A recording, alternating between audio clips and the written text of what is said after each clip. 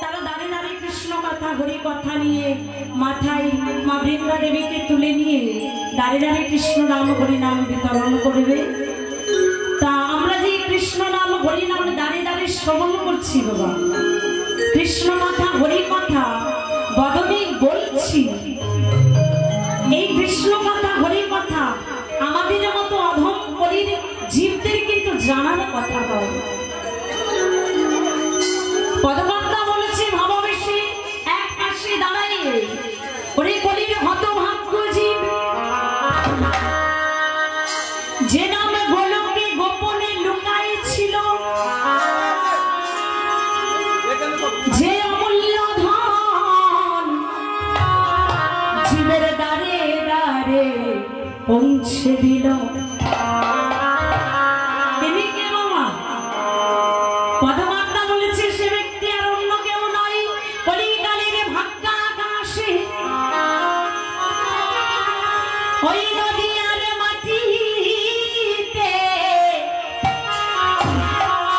আমার ছাদে উদয় হলো।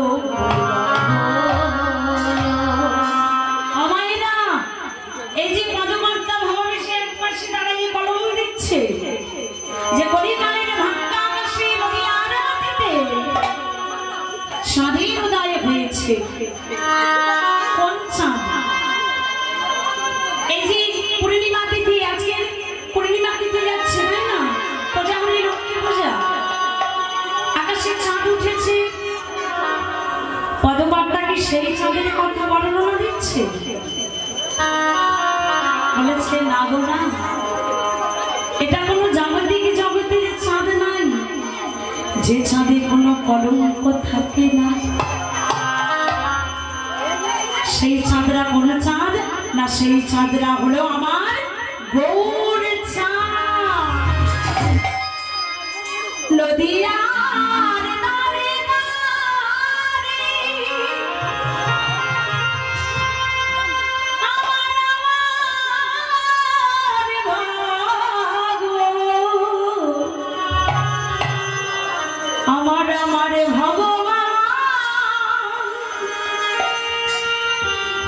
কৃষ্ণ নামের ডালিয়ে মাথায় চোখের জলে অঙ্গ খানা ভেজায়,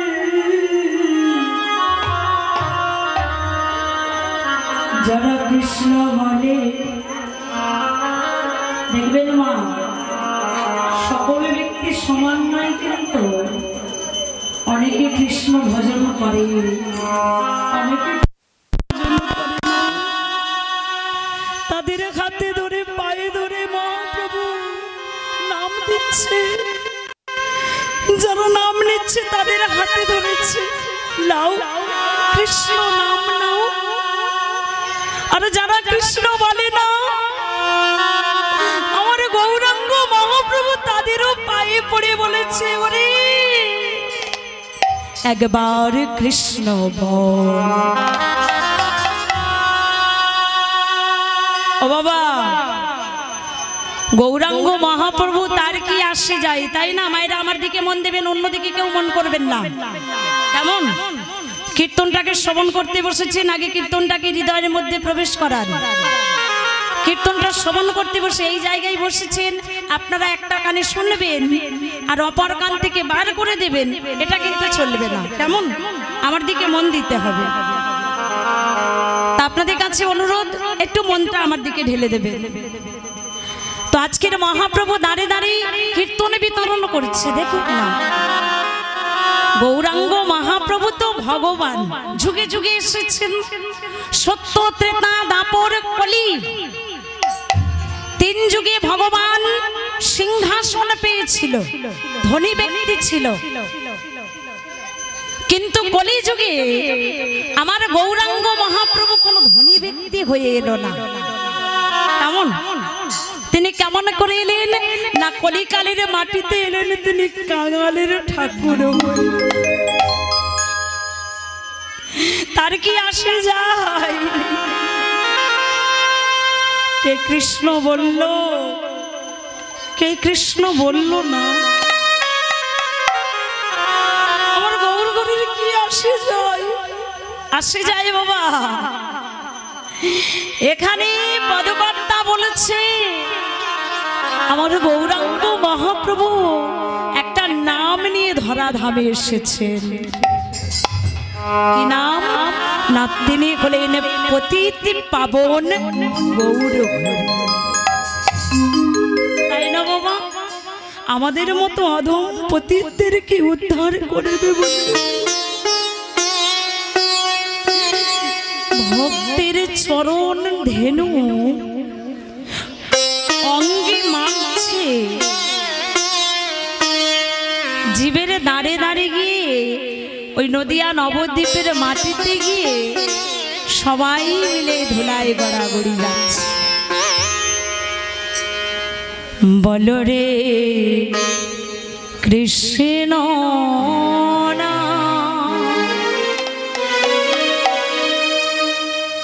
যে নামে কোনো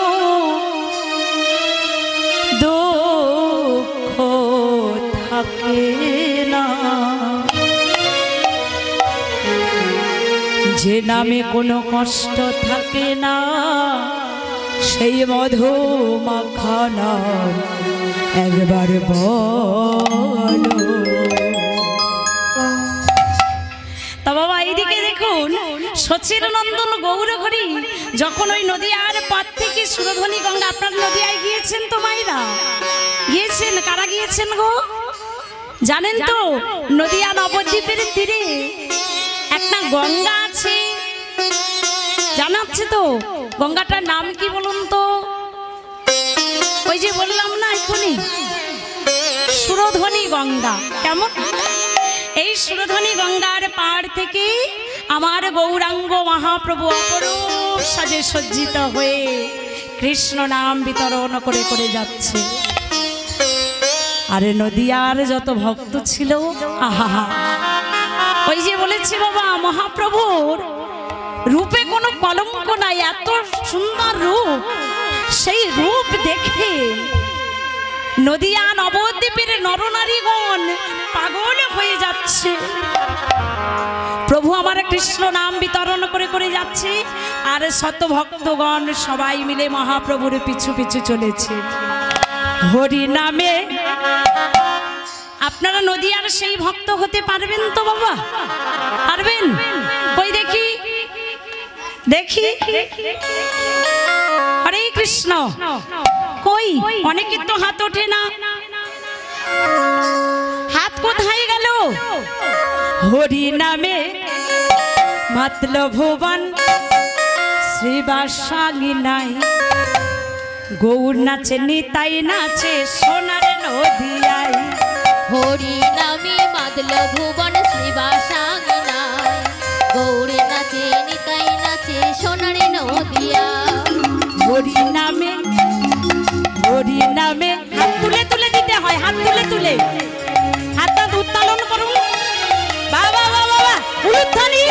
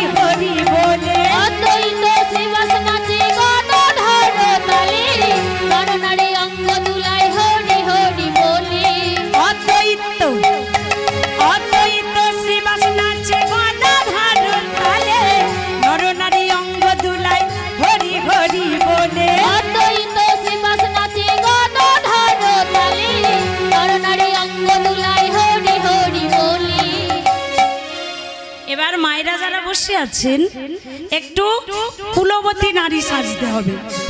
তো কুলবতী নারী সাজতে গেলে একটু ঘোমটা দিতে হবে। নদিয়ার যত কুলবতী নারী আছে প্রত্যেকে ঘোমটা দিয়ে আমার মহাপ্রভুর সঙ্গ দিচ্ছে। তেমন বদনে উলুর ধ্বনি, আবার কেউ দিচ্ছে শঙ্কের ধ্বনি, কেউ আবার হরি বলে বলে নয়নে বাড়ি ভরিষণ করে মহাপ্রভুর সাথে চলে যাচ্ছে। নদিয়ার কুলবতী জলা নিতে যায়, উলুর ধ্বনি হরি ধ্বনি উজান বয়ে যায়। নদিয়ার কুলবতী জলা নিতে যায়, উলুর ধ্বনি হরি ধ্বনি উজানে বয়ে যায়।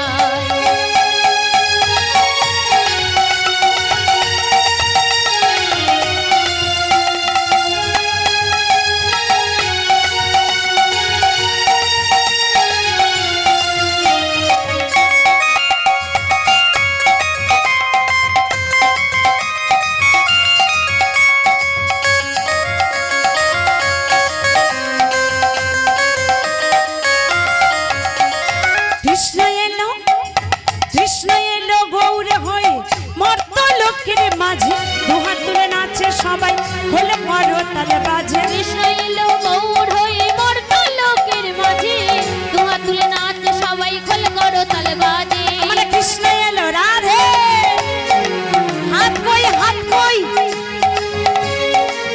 উলুধ্বনি।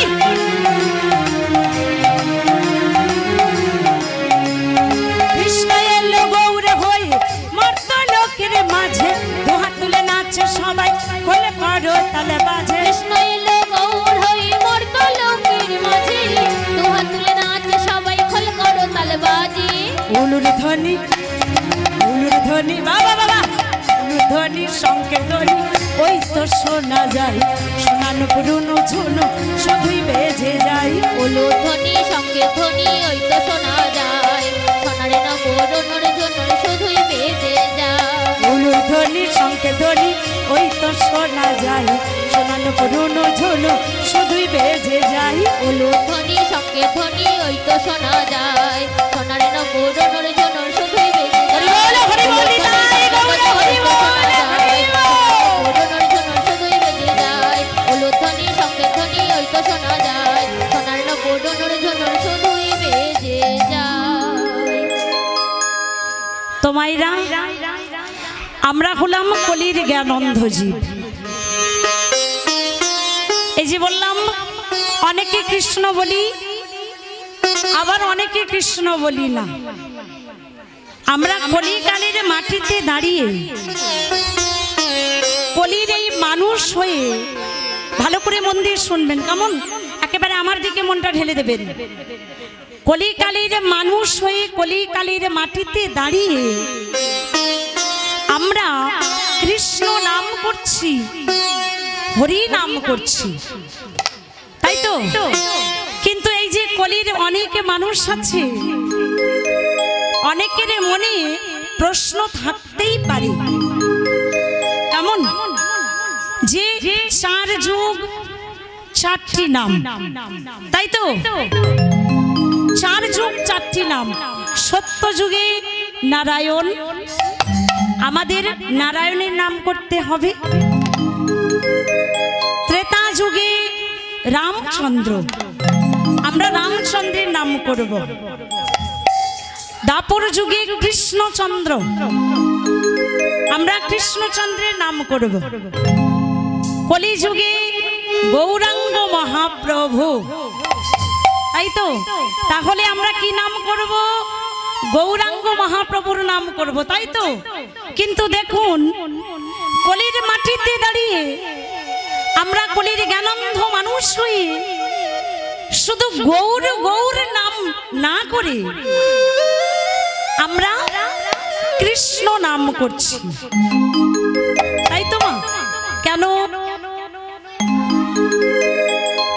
এর উত্তরে আমি বলি বাবা, মনে রাখবেন, যত যুগ গেছে আরো যত যুগ আসবে, সব যুগেতেই আমাদের কৃষ্ণ নাম করতে হবে। তাহলে সকল যুগের উদ্ধার হবে, কারণ সকল যুগের মূল একজনই, তাই তো মা? তিনি কে? না, তিনি হলেন অনাদির আদি আমার প্রাণ গোবিন্দ কৃষ্ণচন্দ্র। দেখুন বাবা, সত্য ত্রেতা দাপর কলি, এই 4 যুগের আগে আরো একটি যুগ ছিল। কেমন? এই যে সত্য ত্রেতা দাপর কলি, এই 4 যুগের আগে আরো একটি যুগ ছিল। সেই যুগটা হলো সকল যুগের মূল। কেমন? সেই যুগটার নাম কি? আদি সত্য যুগ। সেই মূল আদি সত্য যুগের মূল আদি ভগবানের নাম কি? না, মূল আদি ভগবানের নাম হলো কৃষ্ণ। কৃষ্ণ কথার অর্থ কি? কর্ষণ করা। কেমন মাইরা?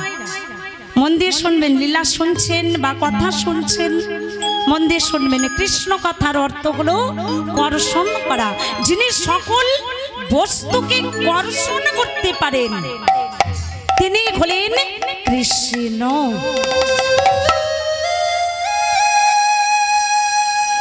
ভক্তমণ্ডলী, ভক্তিমতী মায়েরা, এই যে কলিকালের মাটিতে আমরা কোনো জীব যদি একা কৃষ্ণ ভজন হরি ভজন করি, তাকে কি বলা হয়? না, তাকে বলা হয় কীর্তন। কেমন? আর কোন জীব যদি সকল জীবকে একসাথে নিয়ে কীর্তন করে,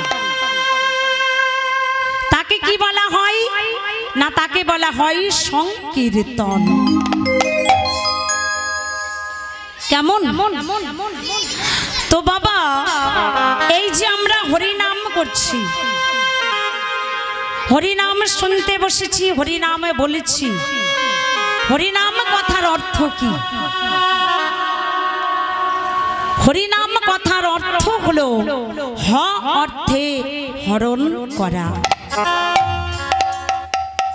কীর্তন শ্রবণ করলাম, কীর্তন বললাম, কীর্তন একদিক থেকে শুনলাম আর একদিক থেকে চলে গেল, এটা করলে হবে না।